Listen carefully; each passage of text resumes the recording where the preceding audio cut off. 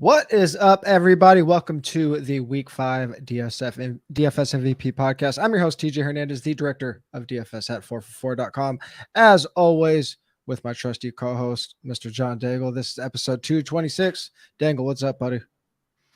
Doing well, fresh off a good week for those that joined us in the Discord conversation Sunday morning. Lots of headbutting on wanting to fade Bills Ravens for everyone, which I know was scary, but I remained adamant that was the way we should go, and talked a lot about Chargers onslaught. The slate still came down to whether or not, at least winning, it came down to whether or not you played TJ Hawkinson, but very easily last week to get in the green with the right pieces, even if you didn't have Hawkinson. Yeah, and we were on the right track on a couple things. Like even if you didn't like smash with Hawk, we did note that even though fading Buffalo was a scary spot, and I played Buffalo in my main account, but I obviously played a bunch of other lineups where I didn't have them. We did note that like the way the week environment was set up, that if that Buffalo game didn't hit, that there was a really good chance, because all the other games were projected for low scores, that if one game goes off, it does make sense to have an onslaught. Last week we were on the Chargers. It was obviously the Lions, and every week there's not going to be a game that goes for 94 points or whatever. But understanding the environment of the week was really important last week. And the winners of tournaments, as you mentioned in your Wednesday morning column, they really played all the chalk, just tacked on 7% Geno Smith to it. And that was like the unique diversification that you needed really last week. So a week that all the chalk hit. No big deal considering that some players that we discussed at lower ownership still went off. But last week was really about making sure you had every piece right. There was no room for mistakes. This slate's really interesting because it's ugly. It's terrible. I think there are definitely some unique ways. There are some high octane offenses, but there are also ways to get off of those offenses. So we'll talk about it as we go along. Yeah, we'll definitely get into all those nuances. Before we do get into everything, we mentioned the Discord on Sunday morning. If you haven't had access to that yet, if you sign up as a new DFS sub at 4for4, the subscription price has dropped down from $99 to $74 for the rest of the season. That goes through Super Bowl. If you are a Classic or Pro member, you could upgrade at the discounted rate as well. So discounted rate for the rest of the season. As we do every single week, before we get into the nuances of our player picks, what is the macro concept that you're looking at this week? Do you think the Bucs pass rate, a season high pass rate from neutral game script, do you think it was because they were healthy? Also, I should note an 87% pass rate, a league high on early downs, first and second down. Yeah. Do you think it's because they had the receivers healthy, right? And Chris Godwin basically becoming a full-time player and two wide sets again? Or do you think it's because not just last week, but remember they trailed the Packers 14-3 initially, had to throw. Last week they were down 21-3, had to throw. Do you think that's the case? Because that's going to determine tournaments in my mind, because you can easily double stack Tom Brady. And I think a lot of people will get there on DraftKings in particular since he's cheap. I love it even more on FanDuel since he's right around Jalen Hurts and Josh Allen. And thus I imagine he won't be played as much, even though 300 yards and multiple touchdowns is what he'll do if he goes off in this game. But if not, if you don't think it's because their receivers are healthy and they actually will be this run heavy offense, we can just lean on Leonard Fournette, especially because I think everyone is overblowing Rachaad White's season high snap rate.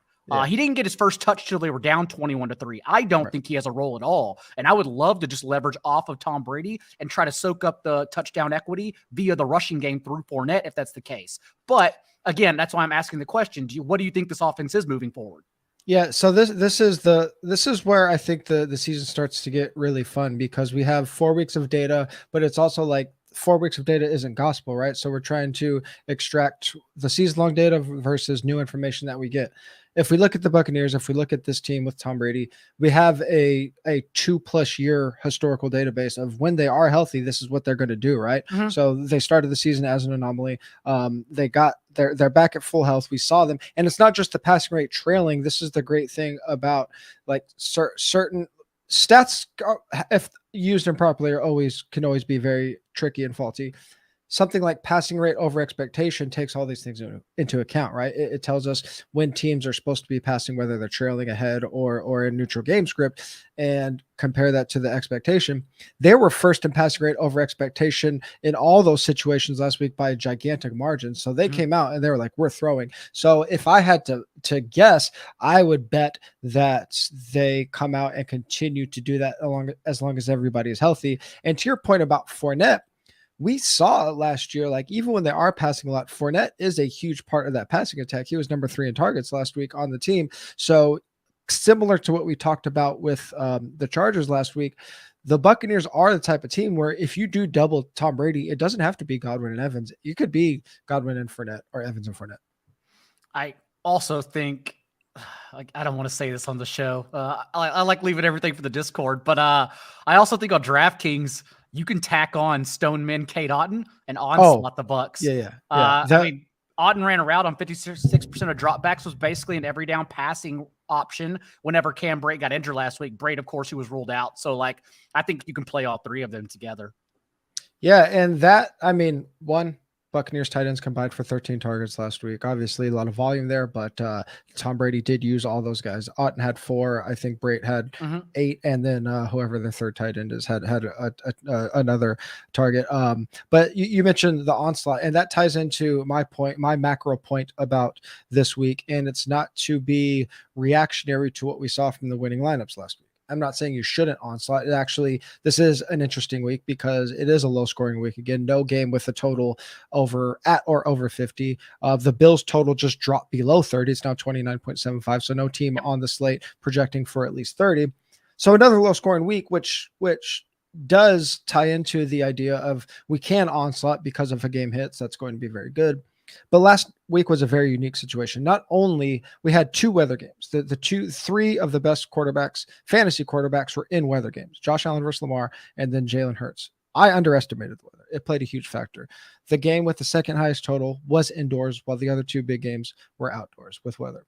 On top of that, the game that people onslaughted happened to have 2 of the heaviest chalk plays we've seen all season on the same team.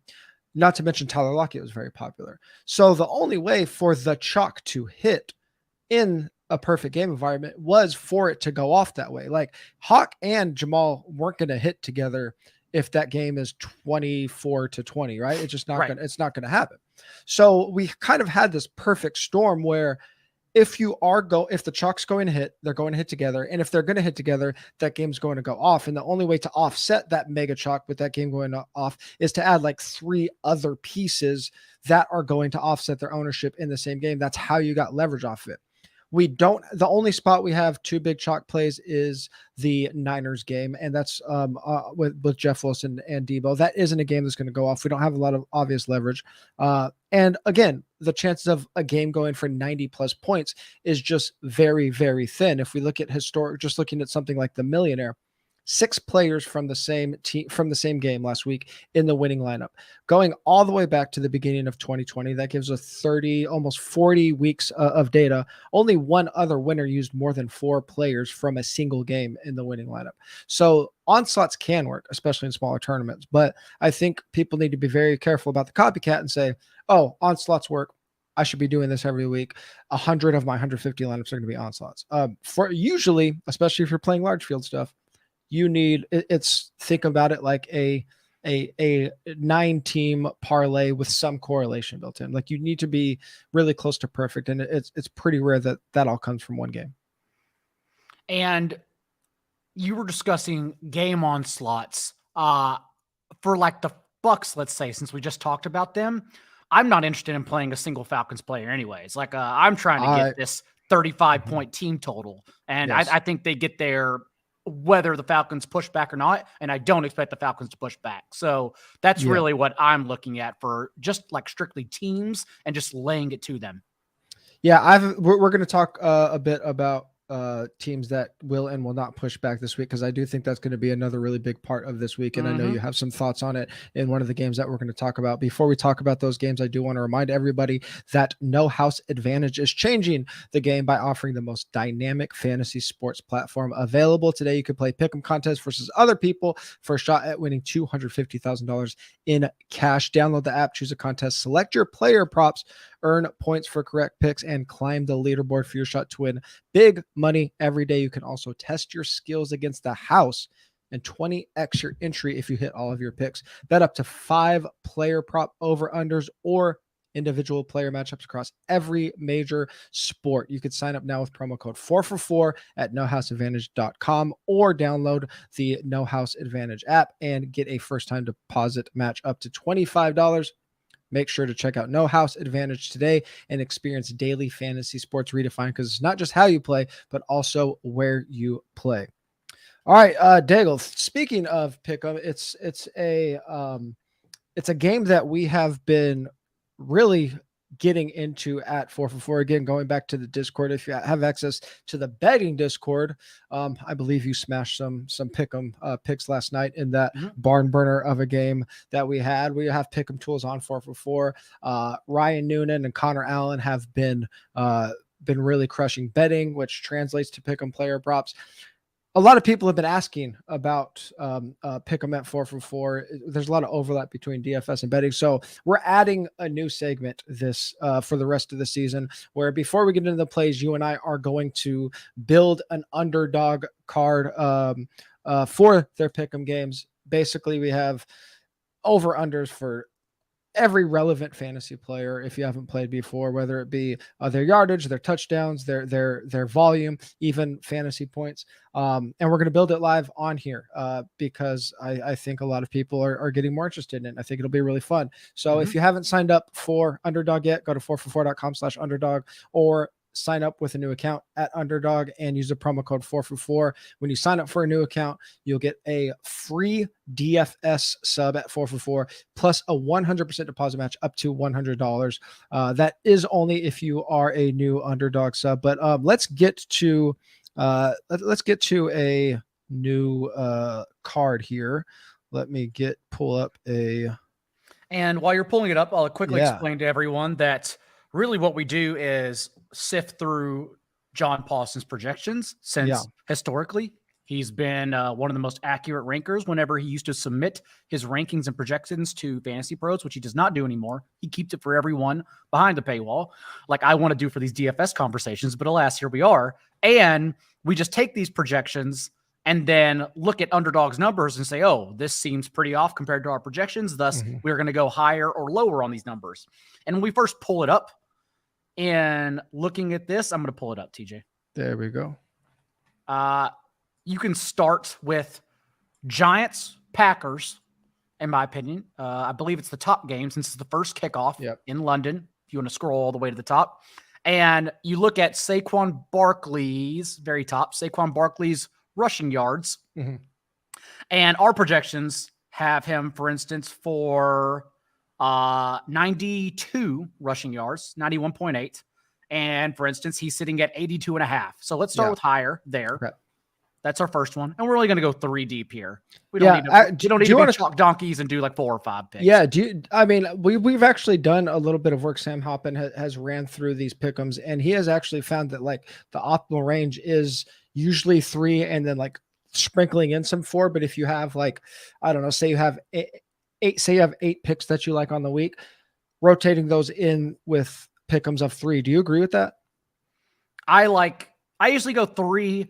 If it correlates, I'll go 4. And we'll talk about that in a second. I actually want to stay in this game to keep it easy for everyone, because if you go down to Aaron Jones rushing yards as well, Aaron Jones, for instance, is Paulson's RB9 on the week, but he has him projected for 72.5 rushing yards. Underdog has him projected for just 59.5. Yeah. Big smash here. So we're going over. We're expecting this game script to continue for the Packers, friendly game script. And we know the Giants don't do anything anyways but rush Saquon Barkley. When Daniel Jones got injured last week, all they did was put Barkley under center and give him wildcat rushing yards. They have no other answer. So this is kind of a game correlation. And then for one more, let's go to Terry McLaurin, if you want to find the Washington game. And it's not a big lean. For instance, Paulson has Terry McLaurin projected for 68.5 receiving yards. The number here is 59.5. So not a wide margin, but still good enough to go higher. But more importantly, we like Terry McLaurin a lot this week. He made a couple of our DFS articles. He made our Discord bets, that number that I bet at FanDuel that I gave to everyone to lead Sunday in receiving yards has already dropped down like 20-1 odds, basically. We like Terry McLaurin a lot. And as you mentioned, maybe correlating if you want to go 4 deep, this slips just fine. These 3 I'm confident in. But if you did want to go 4, I think I will correlate it with Carson Wentz passing yards. Yeah. Do you want to do that? Let's do it. Okay. 236.5. Let's go higher. The Titans passing defense is absolutely atrocious. They are bottom 5 in pressure rate created. And more importantly for McLaurin, the Titans are allowing a league high 117 yards per game to receivers from the boundary. That's where McLaurin has run 81% of his routes this year. So I think could be a sneaky big day for the Commanders passing offense.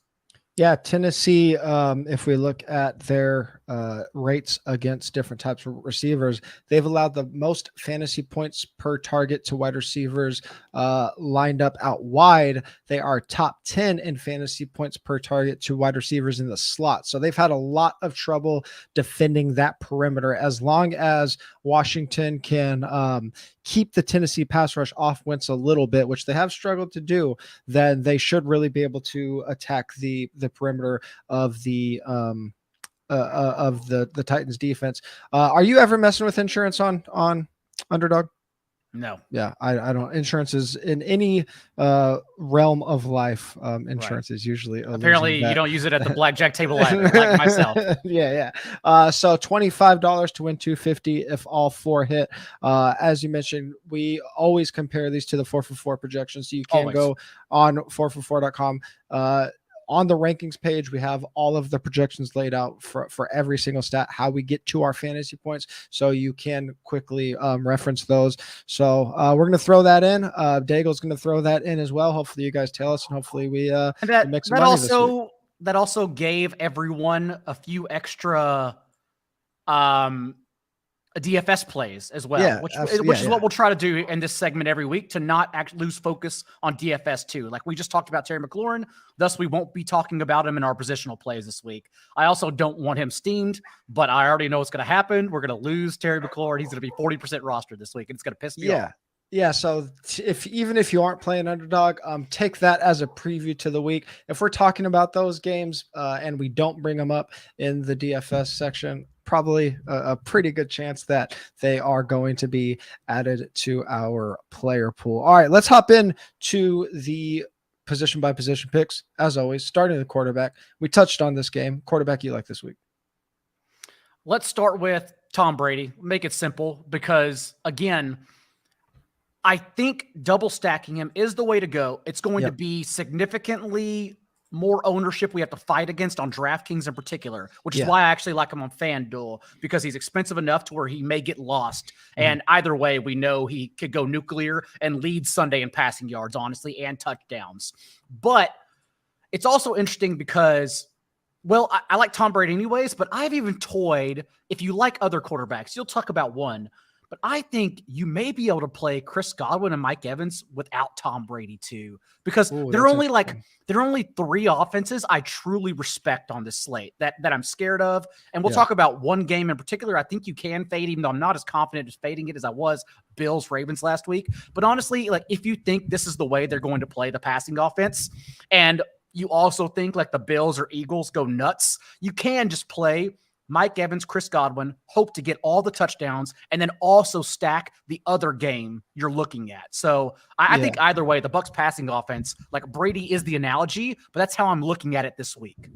Yeah, I don't like using non-rushing quarterbacks in cash games, especially on DraftKings, but Brady's price is crazy. He's down all the way down at $6,000 on DK. He's up at $7,800 on FanDuel. So like you said, he's going to be more popular on DraftKings. The interesting thing about the quarterback slate this week, I might be a little bit wrong, but I don't think I've ever seen ownership like this where we have Josh Allen might see like 25% ownership on both sites. Jalen Hurts is going to approach 20%. On DraftKings, Tom Brady's going to be double-digit owns, but he'll still be way less than the other two guys. So even though he's going to be chalky, he's not going to be as popular as Hurts and Josh Allen. And then the quarterback slate is so weak that after those three guys, like I had a tough time figuring out who to project for more than like 8% ownership. So everyone else is going to be contrarian, but like you said, there's only three offenses that I really feel comfortable going after. So I don't know if this is like the quarterbacks are going to be chalky that we're going to use, but I think I'm just going to try to figure out ways to still build my unique lineups, build, throw in a unique guy to the stacks, throw in some unique mini correlations. But I don't think contrarian quarterback is the way to go this week. Maybe not. Seattle's defense is so bad that honestly, they may elevate Andy Dalton to 300 passing yards. I also like another cheap quarterback. It's very ugly. I won't discuss him here, but overall, the three quarterbacks you're discussing that are top heavy, it may be the way to go, and we can get contrarian around them. Like I already mentioned, Tom Brady, Evans, Godwin, and Kate Otten. That lone unique piece will make your stack then contrarian enough. So there are different ways to go here. I was going to bring up as the one like flip the build quarterback was going to be Teddy Bridgewater. I like that game environment. I like Miami. The only problem is that today Jalen Waddle and Tyreek Hill both popped up on the injury report. They're both listed as questionable. Obviously, if one or both of them miss, it changes Teddy's projection a lot. So I'm just going to go with what seems like the obvious play, but it's a special situation this week with Josh Allen. $9,000 FanDuel, $8,200 DraftKings versus Pittsburgh, favored by 14. I mentioned that their total just dropped to 29.75, so it is below 30. That is the highest total on the slate. Josh Allen is the top quarterback value on both sides, but the reason this is really, really unique, if you are familiar with the 4for4 value scores, we don't use a point per dollar value score. We don't use a linear value score. We use a proprietary metric that kind of puts all of the positions on even playing field, compares them apples to apples. It's almost always a running back that's a top value, which makes sense because they're the highest value position. They get the most volume. Sometimes like a Cooper Kupp or Devontae Adams would be the top value. On FanDuel, Josh Allen is the top overall value across all positions. I went back through the 4for4 database. We haven't had a quarterback be the top value on FanDuel since week 10 of 2020. Kyler Murray went for 31 points that week. So even though he's going to be chalky, Josh Allen is, we very rarely see a quarterback project like this against the field. Buffalo's first in passing rate over expectation, not a surprise. Allen hasn't run a ton the last couple of weeks, but we know he could get it done with his leg. Pittsburgh's allowed the 7th highest passing rate over expectation. They're 27th in pressure rate, so I don't think they're going to cause Allen any problems. Even if you can pressure Allen, he's going to get away. Only concern in this game, on FanDuel, I'm locking Josh Allen into cash games. On DraftKings, it's tricky to pay up for quarterback.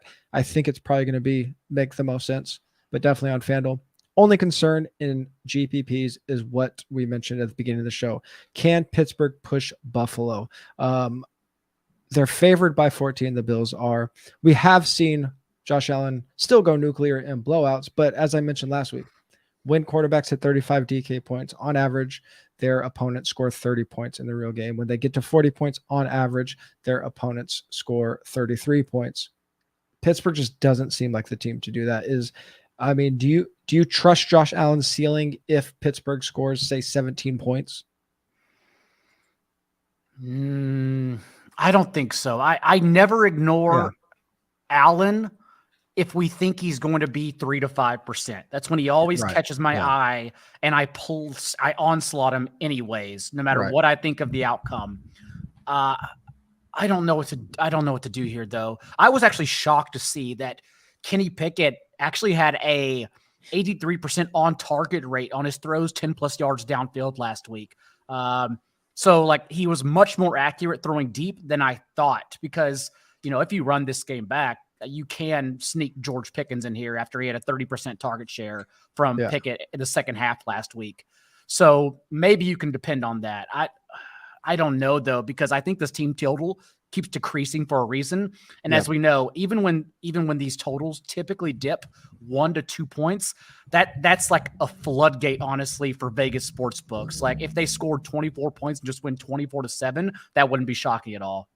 Yeah, the problem with Allen, even if we like get him at 20% instead of 25%, if you take an 8,200 Allen on DraftKings and you get him at 22%, like for him to kill you, he's gonna have to go for, I would say 37, 38 for him to kill you. If he goes for 30, even at that high of ownership, that high of salary, you could probably still catch him. I would say, like he has to go just for with that salary and that ownership, he has to go absolutely nuclear. And I think for him to go nuclear, he needs to be pushed. So I reluctantly agree with you because fading Josh Allen is terrifying, but it worked last week. So let's see. Moving on to running backs. I have no idea what to make of this game with the running back that you like.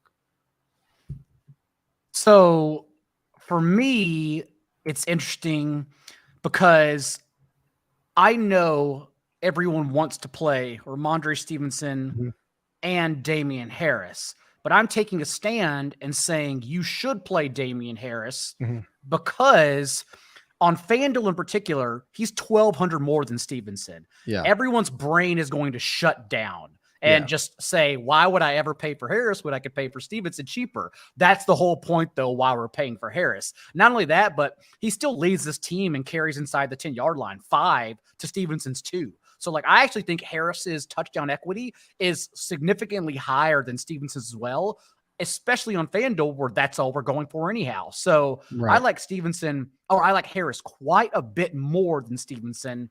And this is such a great spot for the Patriots. Lions still banged up, whether Amon-Ra St. Brown plays or not. There's a reason the Patriots are favorites in this game, which you wouldn't expect since Vegas knows Bailey Zappi's under center. Like they are favorites because this is such a good spot where they just do nothing but hand the ball off and succeed that way. Also, if a defense is prepared to outgrind, like out-bang each other in the front 7, it's the Patriots. Like they couldn't keep up with the Dolphins in week 1. They do have the size to keep up with the Lions interior trenches. So yeah, I like Damian Harris quite a bit. So when I first looked at this game, the thing that popped to me is I actually thought it was like a pretty good matchup for the Patriots defense, even though the Lions have really been clicking and obviously they have that shootout last week. And if that is true, then that is more of a Damian Harris game. I think people obviously are going to look at timeshares and say, like, how does he go off if he is getting, 60% of the backfield touches? If you're playing him on FanDuel, like you suggested, we're chasing touchdowns, right? So even if he goes for 85 and 2, even though that's not like going crazy, that's what 20.5 FanDuel points. That gets you there at 7,200. Yes, absolutely. Yeah. Do you have any thoughts on, we have someone in the chat, DFS Underground. He listened to all our shows. This is something we've experienced in the past when he mentions perhaps playing both of them. Do you have any thoughts on that idea? Because I've toyed with it on DraftKings. I think it has to be a really unique situation. Like I think maybe like an AJ Dillon, Aaron Jones makes more sense. Like just not even thinking about price. I just don't think that the Patriots offense is going to be one where they're both going off in the same game. I have to think about that more, but it's the same thing I'm dealing with. It's a really tough sell. Like you need them to combine for 4 touchdowns basically, or it might make more sense on DK now, like if I really think about it, because Stevenson could get there through receptions and Harris can get there through touchdowns. Yeah, I don't think I'm there yet, but it is an idea I've toyed with, especially because Jeff Wilson, who's going to be chalk, is sitting there at 5,500, like right around both Stevenson and Harris. And so I wonder how many people will choose one and then go Wilson instead. Yeah. And I'm fine having 2 players from the same backfield in my player pool for sure. If you like a backfield and you're playing 20 lineups, like definitely mix it up.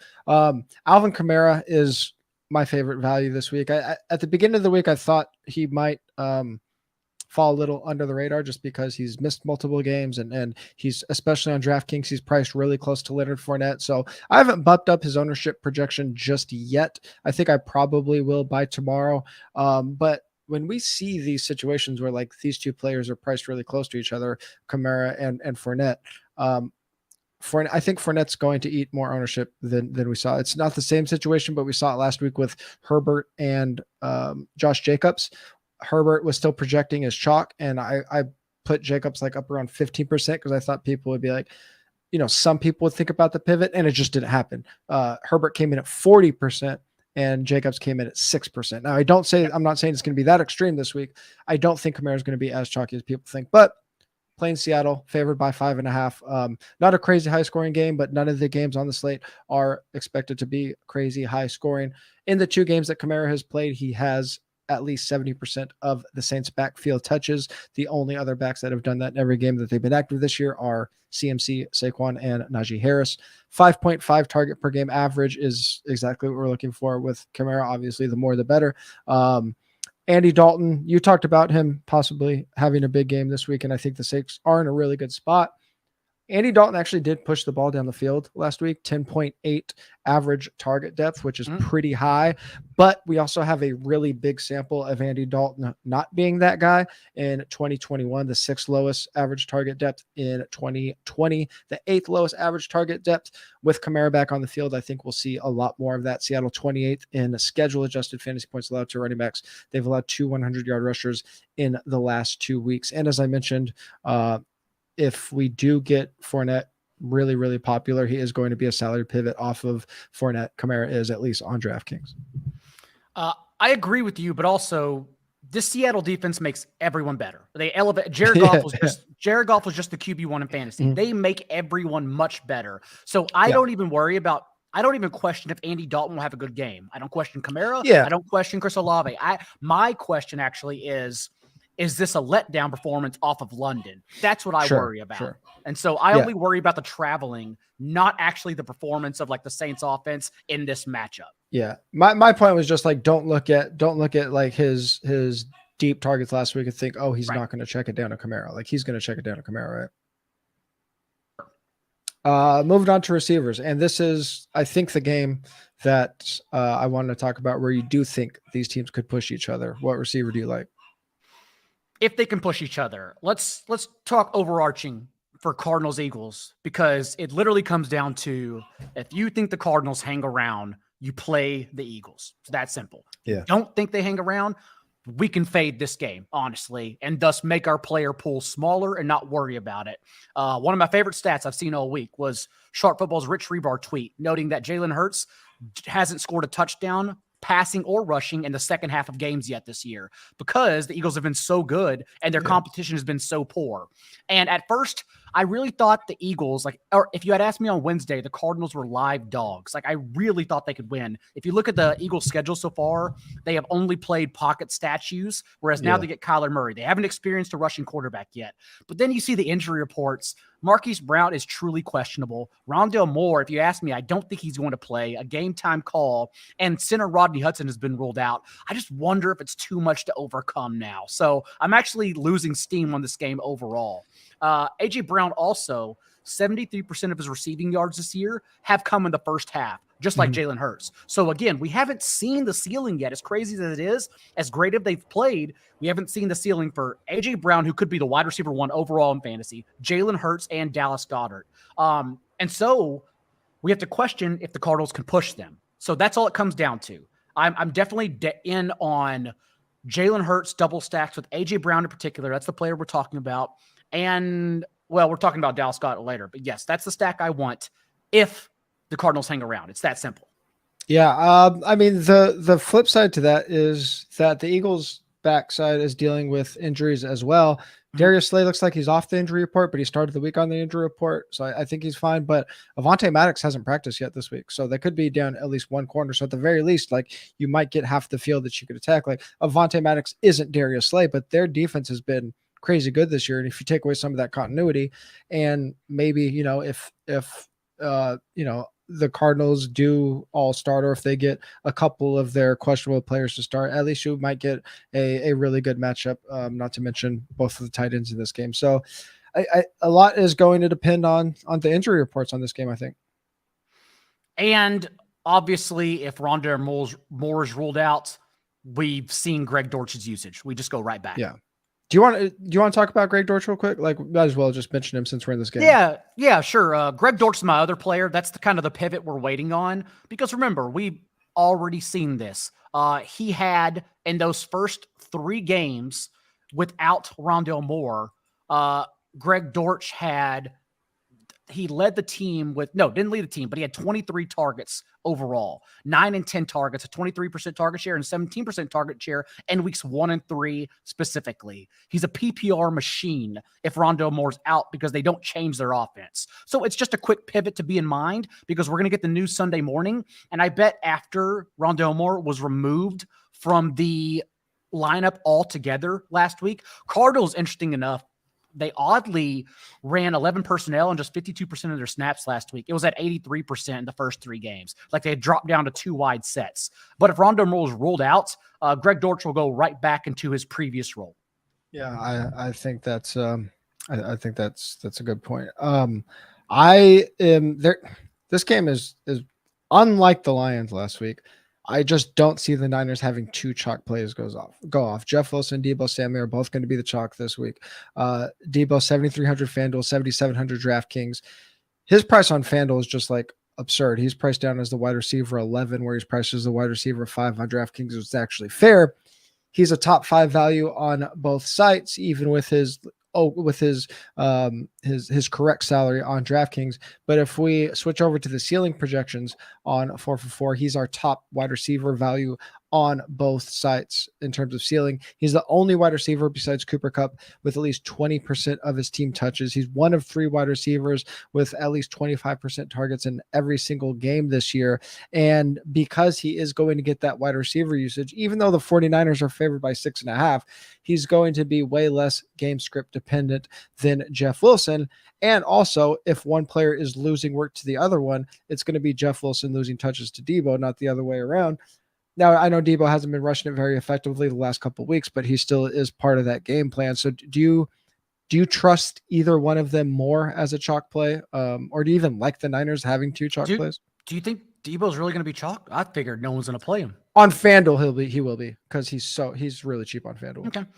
No, I'm definitely not. In this game, I'm not playing both of them. Absolutely not. Jeff Wilson's really only a player to get by with, hoping he scores a touchdown.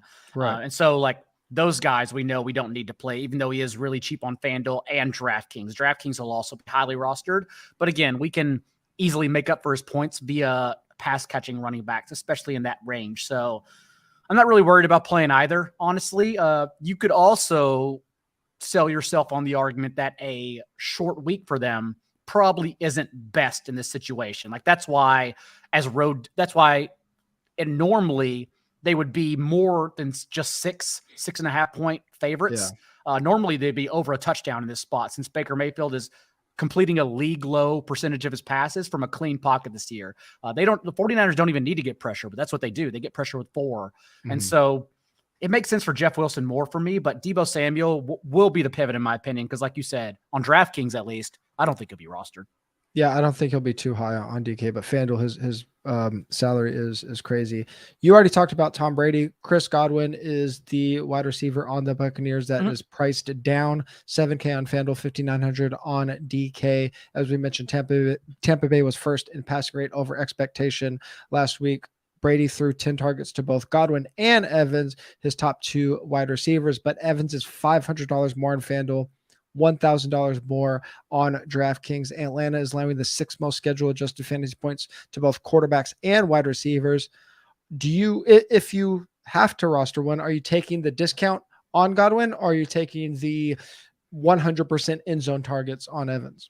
No, you know I like my expensive teammate pivots. That's the best strategy the past 2 years is everyone's brains shut down, just pay for the cheaper option. We spend up for game theory. I would argue Evans' ceiling is still higher than Chris Godwin's too. So if you told me to pick one, I actually like Evans. But again, I think I'll be playing both without Brady. I think that's the way to go here. And I'll be playing both with Brady sometimes. And with Brady, I'm going to mix it up, but I like both of them quite a bit. If Godwin fits in my cash lineup, I'm locking him in. I'm probably going to have to really bump up Chris Godwin's ownership projection. He could end up being the most popular player on DraftKings. The more I look through it, it's hard to do. After I write all the content and we talk on Friday, I start feeling a lot better about ownership projections. So I put them out on Thursday morning because I know people want to play Thursday to Monday slate because they're sick, but they adjust a lot. And Godwin's one of those players that I think I'm going to adjust up quite a bit. Going back to the Patriots game, and you didn't even mention the fact that you called out that Patriots game was going to have some scoring, but obviously got overshadowed. But you're back on the Patriots again, and they're tied in this week. So big picture look at tight end this week is that it sucks. It's awful. Yeah. That's why Tyler Higbee and Zach Ertz are going to be chalk, but also Tyler Higbee and Zach Ertz we're not scared of. Who cares about reception floor tight ends? Play them. I'm not scared at all to fade them. So I'm chasing low percentage touchdowns, low roster touchdowns that we're looking for. And if we're doing that, we know Jonnu Smith is doubtful for this game. And we know in week 1, Hunter Henry ran around on 83% of dropbacks. He hasn't been over 70% since. So I actually think he's going to be an every down tight end if Jonnu Smith is ruled out.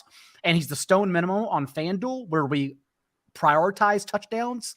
And on DraftKings, he's less than 3K. And more importantly, he's the touchdown leverage off of Damian Harris and Ramondre Stevenson. That's your unique pivot. So I like Hunter Henry as the pivot quite a bit. Yeah, this week, I mean, I don't know his salary on FanDuel off the top of my head, but on DraftKings, 4,500 stone men. No, I'm saying I don't know. Oh. I don't know Kittle's salary off the top of my head on FanDuel, but he is the only tight end priced over 5K on DraftKings.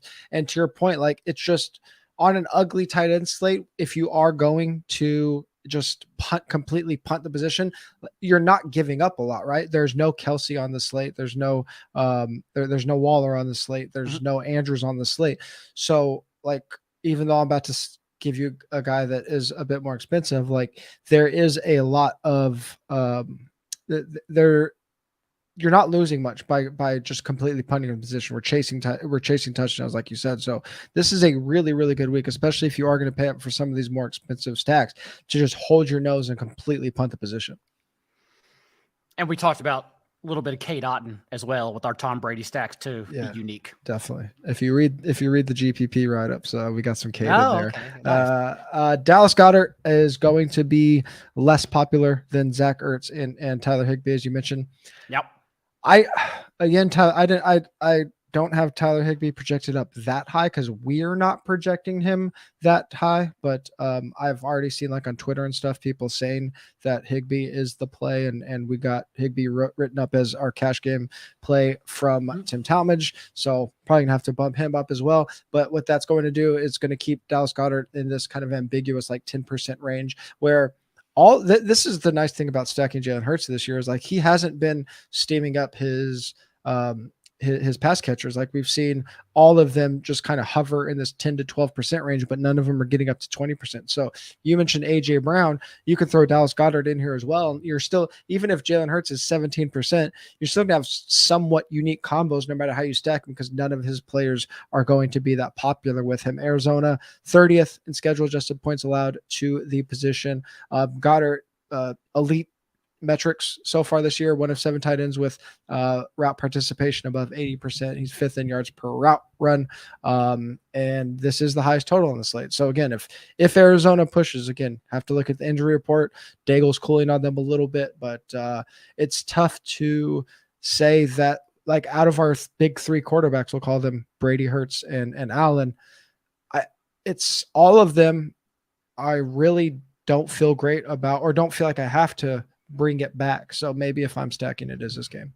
And Goddard arguably has the highest ceiling on this slate at his position, since we, like as you mentioned, don't have Mark Andrews and Travis Kelce that we're worrying about. So yeah, I like Goddard a lot. If you take away week 3 when he got injured and they didn't put him back on the field because they were just routing their opponent, his route rate has increased in every single game so far, weeks 1, 2, and 4, including running a route on literally every single drop back when he returned from injury last week. So yeah. I mean, his usage is the best, honestly, among all tight ends.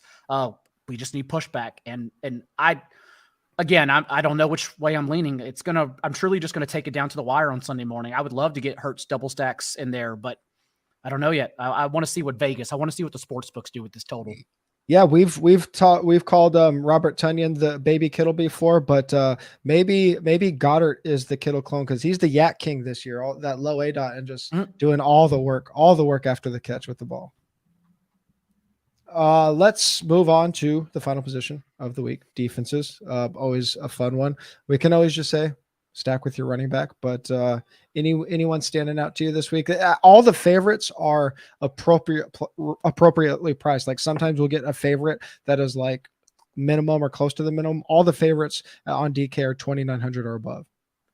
That's true. Even though I think the 49ers at 4,400 should be more expensive. So yeah. I think paying up for 49ers or even spending $5K on the Bills, I think both of those options are just fine. Probably the way I'll go. If you want to sneak one in, I still bet no one plays the Patriots, even though, again, they're home favorites over a Lions team, which tells you Vegas knows more than we do. And it's such a good spot given how banged up the Lions are. We know the Seahawks couldn't shut down TJ Hawkinson since he was their number 1 player. The Patriots can and will. So I like the Patriots defense. And like whether I play Henry or Patriots running backs, that's my correlation. I'm glad you said that because I have Pats in my GPP write-up.